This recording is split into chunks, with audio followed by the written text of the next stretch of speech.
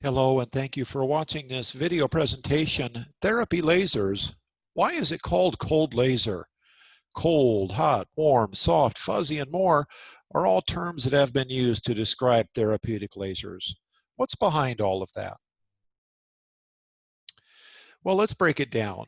We have a laser device represented by the black box at the left. We have a piece of tissue represented by the orange shape at the right, and the laser is shining its light, its laser light on that tissue.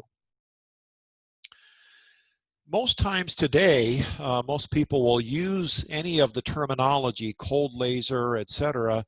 They are using that term to refer to the power of the device. I just want to emphasize that that is wrong. The original definition of the term low-level laser therapy referred to the reaction at the tissue. And this is a very key point to make here. The original definition of low-level laser therapy referred to the reaction at the tissue. What are we talking about here? Laser therapy, or the accepted term in the Library of Congress medical subject headings list, is photobiomodulation.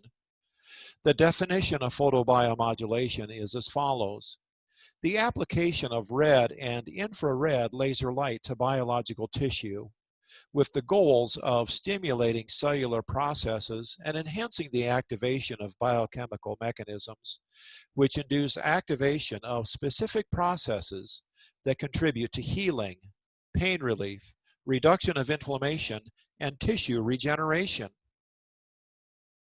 Now, there are many terms, many parameters that are involved in effective laser therapy treatments. Here is a table of them. The wavelength is the color of the light measured in nanometers, and I give you the range for therapeutic lasers in all of these parameters. Frequency is the number of flashes of light per second. How many times per second is that laser light flashing on and off? Energy is measured in joules, and it is measured as an amount of something and is referred to as the dose. Power is the brightness of the laser light and is measured in watts. Energy density is also called dosage and is measured in joules per square centimeter. And the power density, you could think of that as the concentration of the laser light, and it's measured in watts per square centimeter.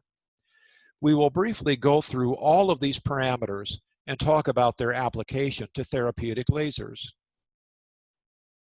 Wavelength is the color of the light.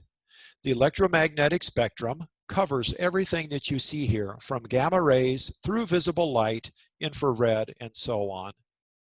Things on the left side of this chart, radiation on the left side of this chart has very high energy photons and is ionizing radiation. We all know that X-rays, ultraviolet, we know that exposure to them can cause damage to tissue because those photons are very high in energy. Visible light is a very narrow band of the electromagnetic spectrum. Our therapeutic lasers are using wavelengths in the red and near-infrared region of the spectrum. These photons are very low in energy and are thereby non-ionizing. Frequency refers to the pulsing of that laser light. Here I'm showing you a looping video of a laser being applied to an ankle, and you can see how that laser light is flashing on and off.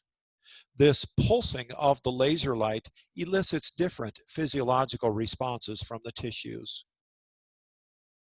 Power is the rate of energy delivery.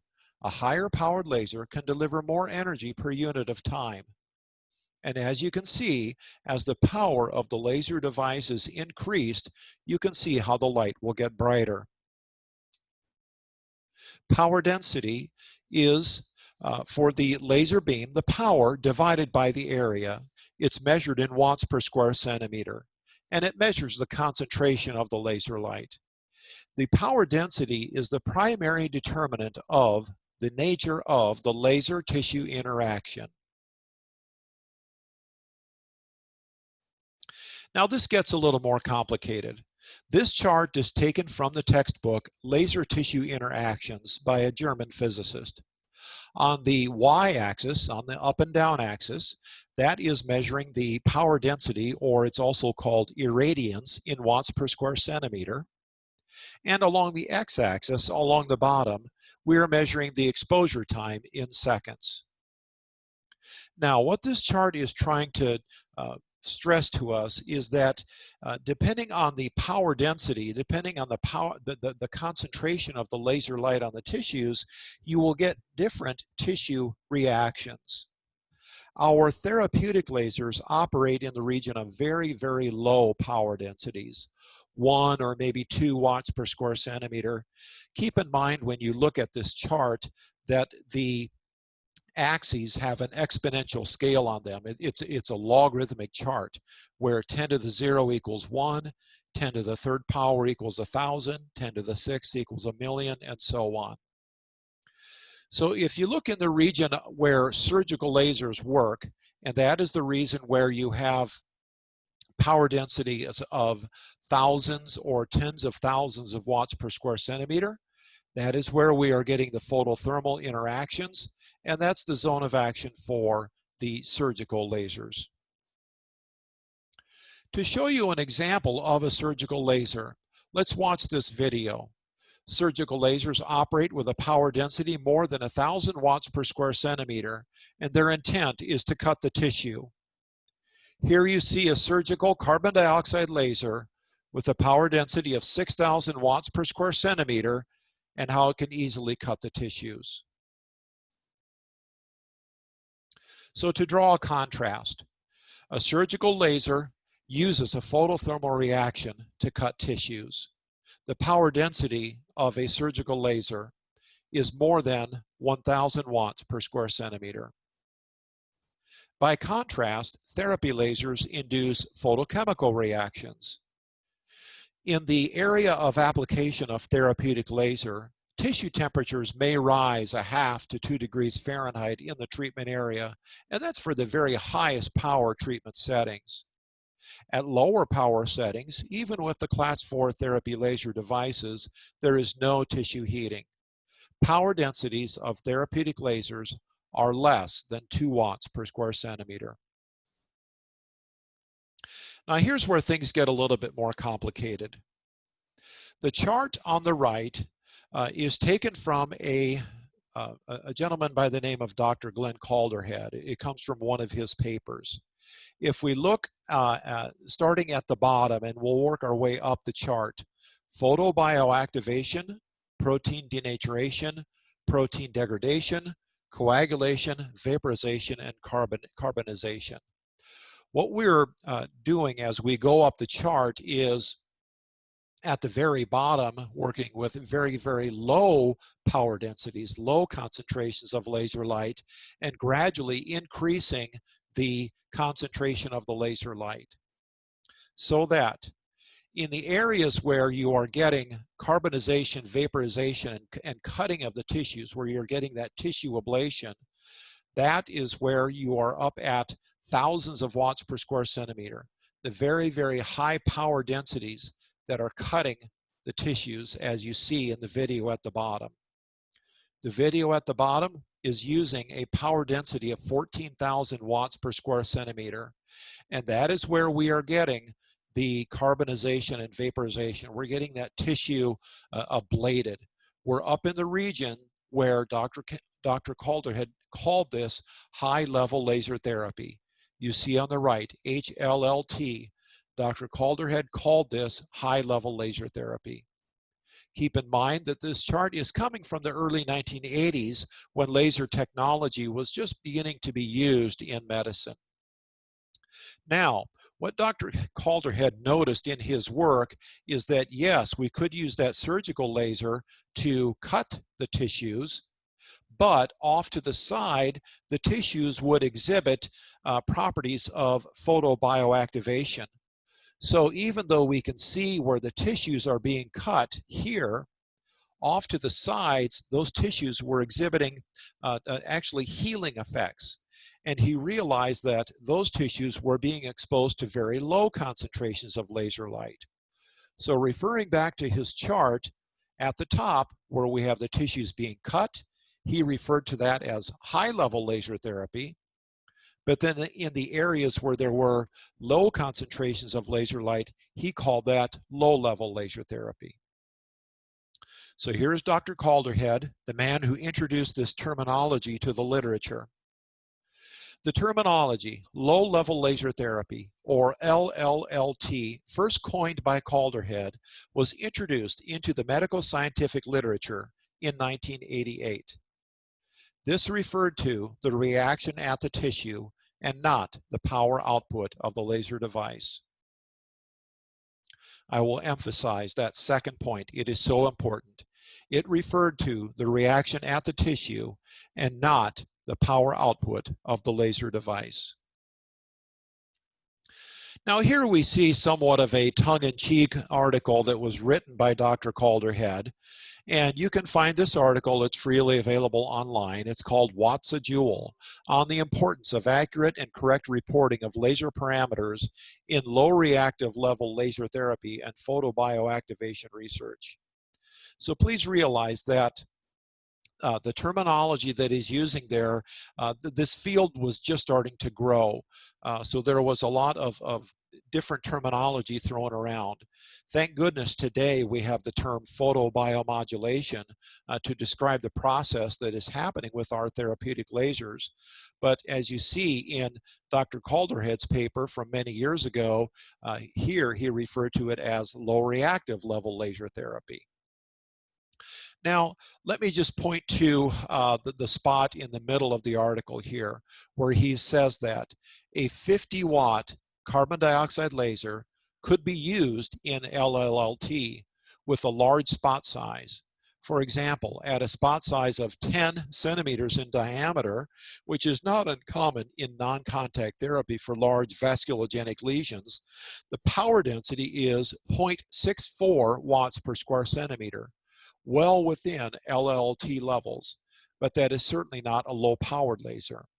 So the point that he's making here, the power of the device itself that he's talking about is a 50-watt laser, but you spread that, that power out, and when you apply that to the tissues, then you are getting that low reactive, that low-level laser reaction. So it is the reaction at the tissue and not the power of the device. We'll talk a little bit about energy and dosage. Energy is power times time, and the units are joules equals watts times seconds.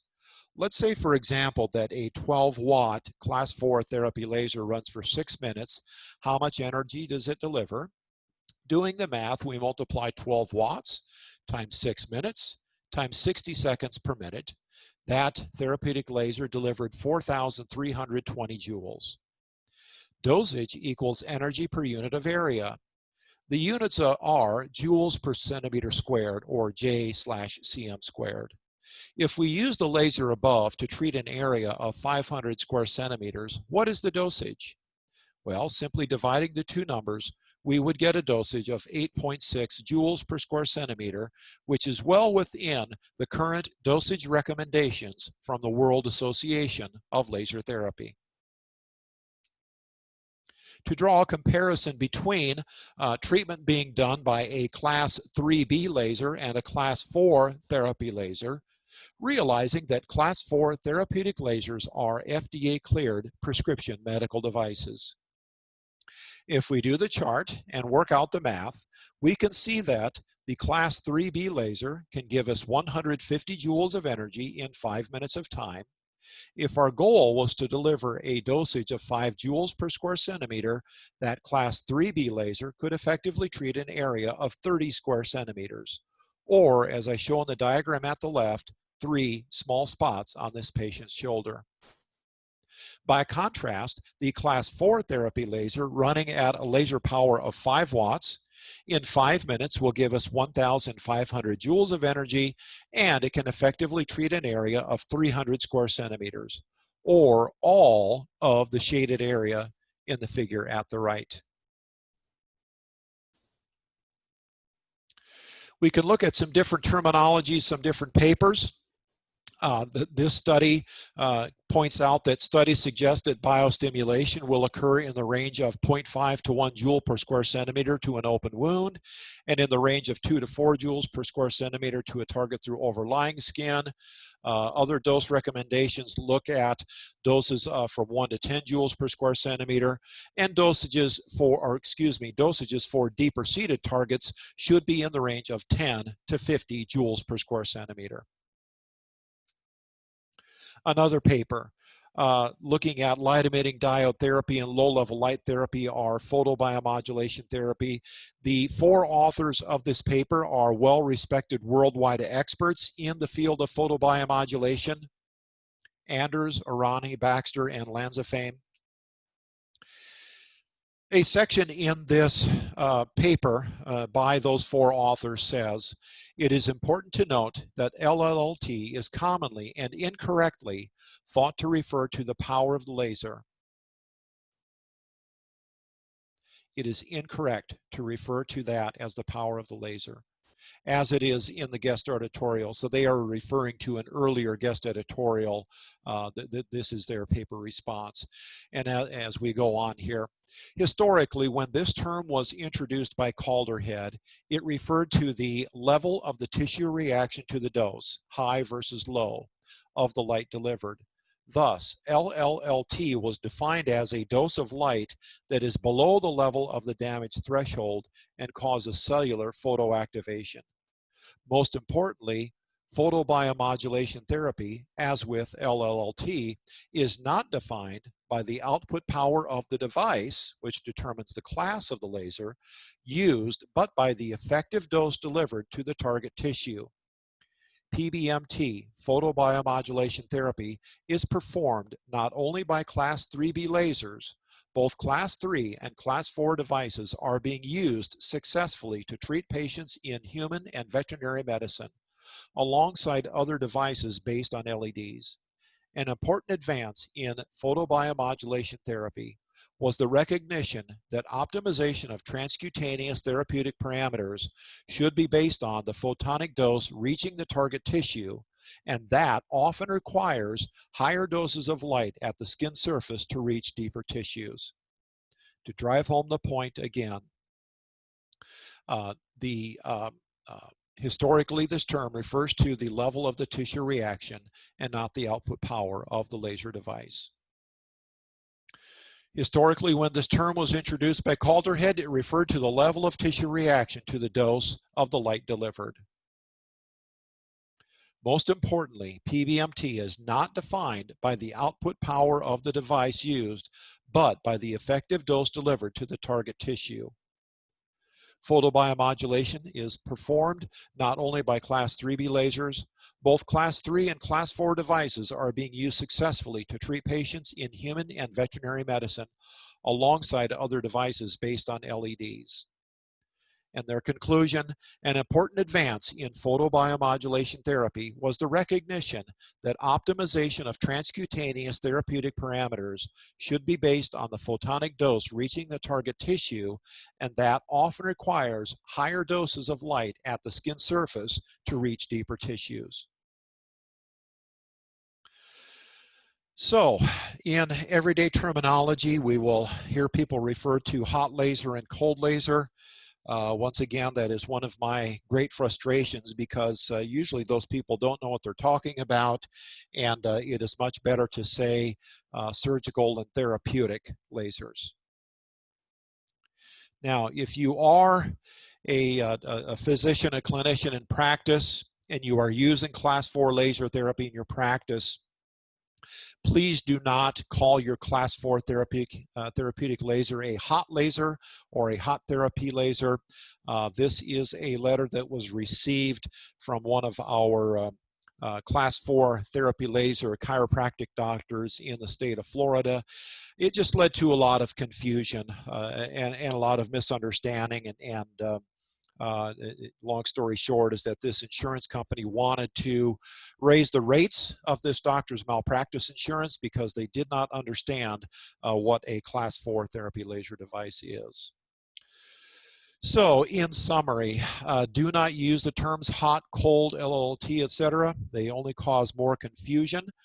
Use the terms therapy laser or class 4 laser therapy. The accepted term for these treatments is photobiomodulation or PBM. And I guess I should have added the bullet point here is that the terminology, the laser terminology, refers to the reaction at the tissue and not the output power of the laser device. If you have more questions, reach out to me at laserlessonsfromdrphil@gmail.com. Thank you for the time that you shared with me today. I sincerely appreciate it.